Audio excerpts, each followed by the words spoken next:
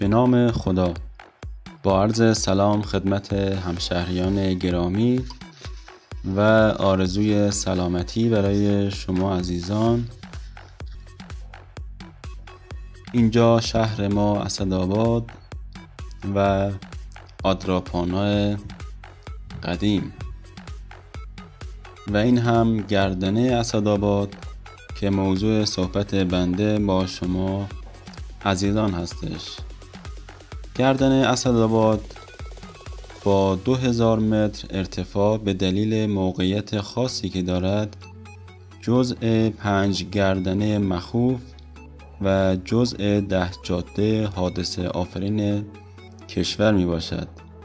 از آنجایی که تردد در این گردنه زیاد هست، هر ساله متحمل حوادث بسیاری نیز بوده که هر از گاهی به سرتیتر اخبار رسانه‌ها تبدیل شده است. به طور نمونه در نوروز سال 88 که حادثه تلخ تصادف اتوبوس که از گردنه اسدآباد به سمت پایین سرازیر بود در میدان سید جمال الدین اسدآبادی منجر به کشته و زخمی شدن حدود 40 نفر شد و نوروز را به کام همشهریان تلخ کرد. در آن زمان همچنین باعث برکناری فرماندار و بخشدار وقت آقای دیاری و آقای آبیار شد. ساخت تونل می تواند بهترین و مطمئن‌ترین راه برای حذف گردنه و خلاصی از حوادث این جاده سخت‌گذر باشد که خرد جمعی به آن اصرار دارد که اگر عملی شود علاوه بر این که باعث نجات جان هزاران هموطن می شود، به دلیل صرفه جویی که در مصرف سوخت می شود می تواند از نظر اقتصادی به دولت نیز کمک کند. طبق بررسی در نقشه هوایی